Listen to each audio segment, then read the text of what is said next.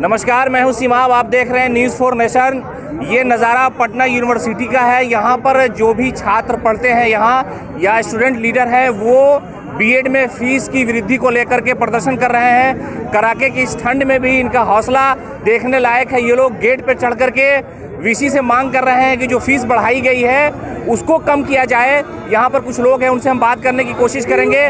क्या मामला है, क्या डिमांड है आपकी, क्यों इस तरह का प्रदर्शन कर रहे हैं इतनी ठंडी में लॉकडाउन के दौरान?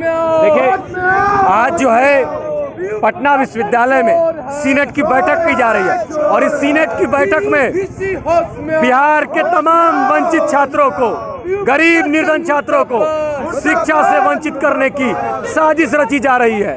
इस सीनेट में बैठा हुआ तमाम लोग इस बिहार में शिक्षा व्यवस्था को और लचर करने के लिए साजिश रच रहा है। उसी का खामियाजा है कि आज बीएड की फीस 1800 से 1.5 लाख रुपया कर दिया गया। बीए और बीएससी में सीबीसीएस को लागू करके फीस को दुगना किया जा रहा है।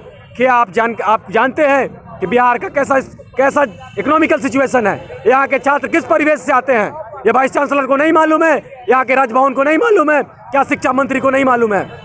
इस विश्वविद्यालय में शिक्षा विभाग का ये तमाम लोग चाटुकार है और उसके इशारे पे इस विश्वविद्यालय को पूंजीपतियों के हाथ में रखने की साजिश रची जा रही है। लेकिन इससे पहले भी आप लोगों ने प्रदर्शन किया था, जो नंबर बेस पे एडमिशन होना था, यूजी का मामला था, बहुत हंगामा आप लोगों ने किया, लेकिन आपकी बात नहीं मानी गई। सीबीएसई के ज़्यादातर छात्र आ गए जिनका 90 से प्लस या 95 से ज़्यादा नंबर था, उनको एडमिशन मिला, और ग्रामीण इलाके से जो छात्र आते हैं वो एडमिशन से वंचित रह गए। आपकी बात नहीं मानी गई। लगता है कि छात्र राजनीति की जो धारदार है वो कमज़ोर पड़ रही है और फिर आप प्रदर्शन के लिए आ गए हैं। नहीं, देखिए, हमेशा तमाम छात्र और छात्र संगठन हमेशा जब भी लड़ाई लड़ी गई है, हमेशा छात्र हित की बात आई है तो पटना विश्वविद्यालय का छात्र हमेशा पहली पंक्ति में नजर आया है।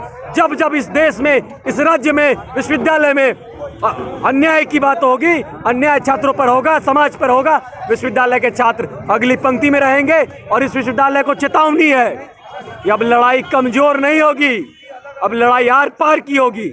आप हमेशा जो गलत निर्णय, छात्र विरोधी निर्णय ले रहे हैं, उसके खिलाफ हम लोग एकजुट हो रहे हैं और एकजुटता के साथ पटना विश्वविद्यालय समेत पूरे बिहार के छात्रों को एक साथ लाएंगे और इनके बातों का एक पुरजोर तरीके से विरोध करेंगे। क्या डिमांड है? लगता है वाइस चांसलर आपकी बात मानेंगे? जी, डिमांड हमारी ये है कि जो बीएड का जो फी बढ़ाया गया है उस फी को कम किया जाए। जो पुराना फी 1800 था उसको फिर से लागू किया जाए। और रही बात कि बीसी अगर हमारे बात नहीं मानते हैं तो इससे ज़्यादा हम लोग उग्र आंदोलन करने के लिए तैयार हैं और अभी प्रदर्शन हम लोग कर रहे हैं। इसके बावजूद अगर बीसी नहीं मानते हैं बात को तो हम लोग उग्र आंदोलन करने के लिए तैयार। आप हमेशा यहाँ पर छात्र राजनीति में नजर आते हैं और आवाज़ बुलंद करते रहते हैं। आप न्यूज़ फॉर नेशन से ये बताइए कि ये डिमांड जो है फीस बढ़ाने की, तो बढ़ा दिया, फैसला ले लिया, आपको लगता है कि आपके प्रदर्शन से ये वापस हो सकता है या छात्रों के लिए कुछ बेहतर हो सकता है? बढ़ा दिया गया तो इसको वापस भी लेवा देंगे।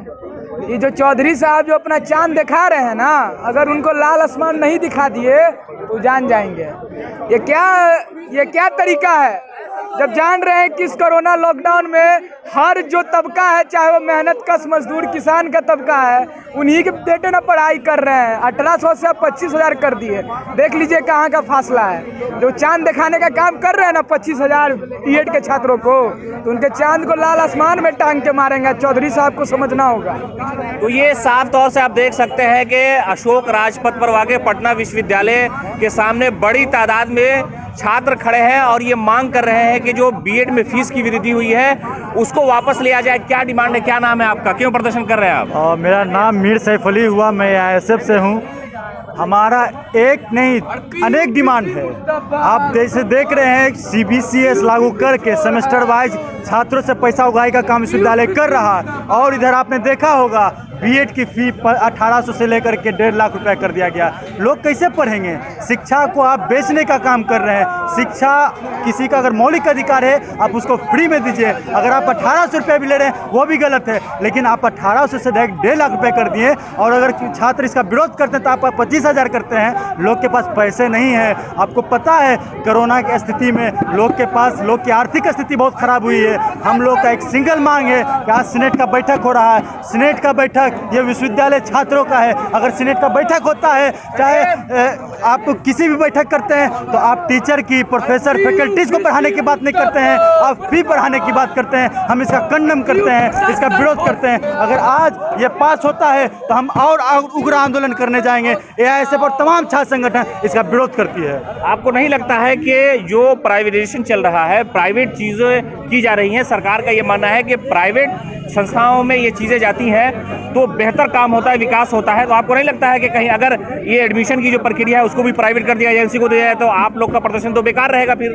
नहीं, बिल्कुल ऐसा नहीं। प्राइवेटाइजेशन से सिर्फ और सिर्फ नुकसान हमारा, जैसा कि हम देख रहे हैं अपने देशों में, हमारे प्रधानमंत्री रेलवे बेच दिए हैं, ट्रेन बेच दिए हैं, एरोप्लेन बेच दिए हैं। उसी तरह से हमारी बिहार सरकार माननीय नीतीश कुमार जी यही चाहते हैं कि पटना विश्वविद्यालय भी बेच दें।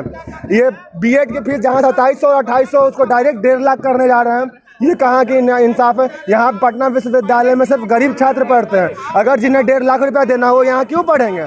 जिनका औकात होगा 1.5 लाख रुपया देके पढ़ने का, वो क्यों पढ़ेंगे यहाँ पे? वो जाएंगे DU, PU, बहुत सारे DU और JNU जाएंगे। यहाँ पे क्यों पढ़ेंगे वो?